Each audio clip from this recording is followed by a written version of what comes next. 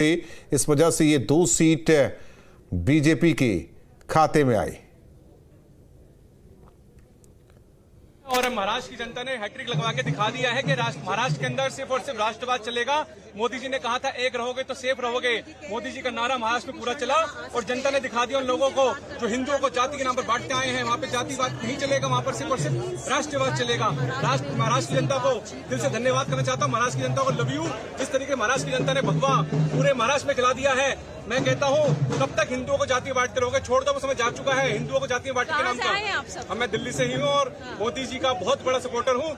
जब भी मोदी जीतते हैं तो हमेशा यहाँ पर आते हैं और जश्न मनाते हैं और शाम को यहाँ पर मोदी जी का इंतजार करेंगे। ये जो लड्डू बहुत खास लग रही है, कहाँ से ऑर्डर देके बनवाए आप लोग? ये अपने दिल से बनवाया मोदी जी के लिए, क्योंकि मोदी जी के लिए दिल एकदम हमेशा रहता है और मोदी ही है तो मुमकिन है। आज जिस तरीके से मोदी पूरे देश में हो रही है और मोदी के साथ अपना देख सकते हैं अपना उत्तर प्रदेश के उपचुनाव के अंदर भी योगी जी का कमाल चला और हर तरफ एक ही मोदी सरकार, मोदी सरकार, मोदी सरकार।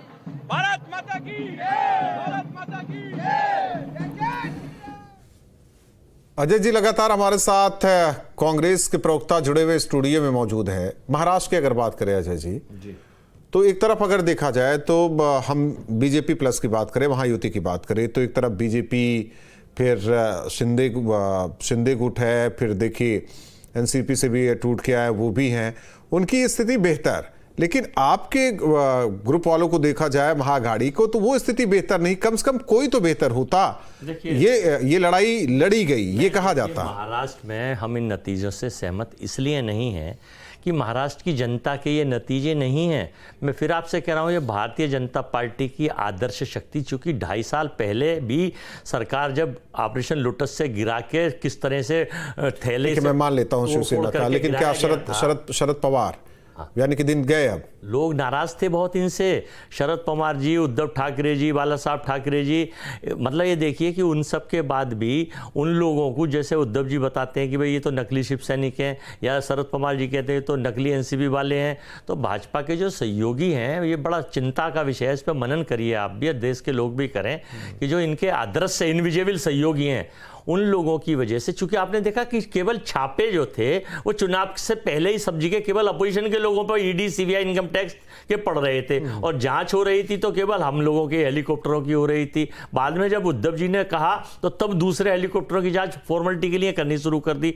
तो कहीं ना कहीं इन सब चीजों का भी विचार करना पड़ेगा। और जो मेरा मकसद वो नहीं है, मेरा मकसद केवल ये है कि आपके पास भी बड़े चेहरे, उद्धव की बात करें, राहुल गांधी, शरद पवार, यानी कि एक चेहरा तो काम आता। महाराष्ट्र के चुनाव में कोई चेहरा काम नहीं आया।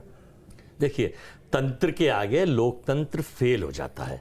ये तंत्र की जीत है, लोकतंत्र की नहीं जीत है। अगर ऐसा है तो आप अगला इलेक्शन वोटों बैलेट से करा लीजिए, जीत दूध का दूध पानी का पानी हो जाएगा। अब जितने तो हमें लगता है कि जब तक गिनती होगी हम लोग 3 दिन यही स्टूडियो में बैठे रहेंगे। कोई बात नहीं है, जब आप भी बैठे रहेंगे, हम भी बैठे रहेंगे। आपकी 140-45 करोड़, 96 करोड़ 97 करोड़ वोटर है, तो ऐसा अच्छी बात है। चैनल को 3 दिन का काम मिलेगा, आज 1 दिन में खत्म हो जाएगा और प्रीमियम आएगा और एड्स आएंगे और सारे टीआरपी मिलेगी। तो ये अच्छी चीज है। जब संसार के सारे देश मशीन की जगह वोटिंग करा रहे हैं बैलेट से, आप फिर आ गए ना ईवीएम और बैलेट पे, वही ईवीएम देखिए, वही ईवीएम का जो परिणाम है वो झारखंड के लिए आपके फेवर में आ रहा है। तो आप लोग कह रहे हैं नहीं, बहुत बढ़िया है, लोकतंत्र की जीत हुई है। वहां में हमने 22 विधानसभा सीटों पर लिखित में शिकायत करी। हमारी कम से कम 250 से ज्यादा शिकायत चुनाव आयोग को गई थी और चुनाव आयोग को हमने उसकी बैटरी के ऊपर भी बोला कि 99% बैटरी कैसे रह गई, और फिर हमने सारे सिस्टम के लिए कि आखिर ये कैसे, इसको मिलाइट कराइए।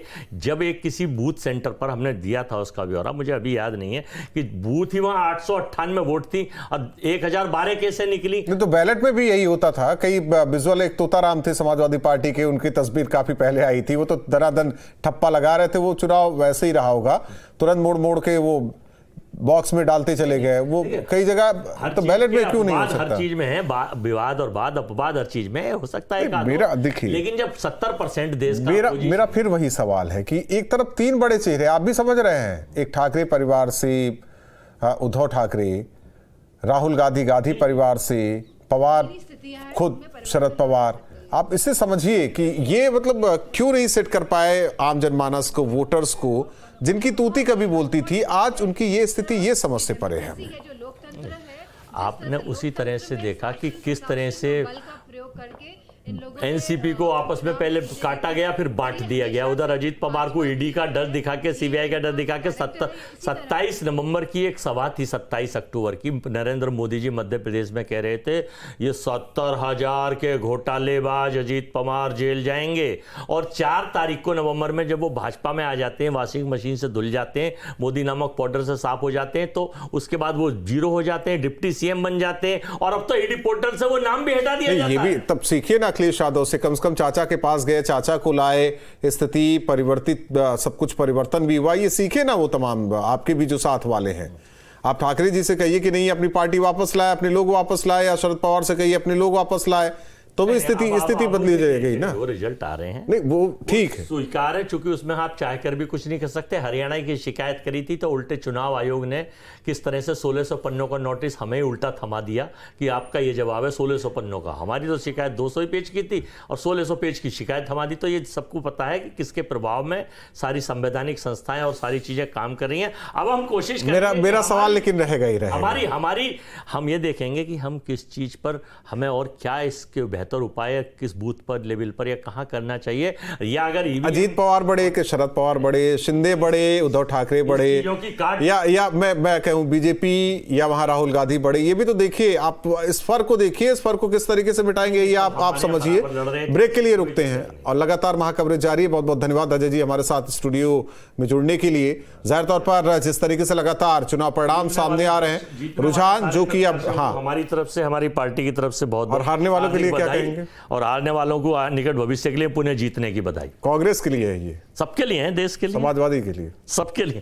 झारखंड में बीजेपी के लिए, देखिए मैं कहता हूं कि बीजेपी, आप फिर यहां पलट गए। बहुत बहुत धन्यवाद। बीजेपी अपना प्रयास, ठीक है, धन्यवाद सर। महाकवरेज लगातार जारी, हालांकि रुझान अब परिणाम में बदलने लगे हैं। हर एक सीट का हाल न्यूज स्टेट पर सबसे पहले रुकते हैं कुछ पलों के लिए।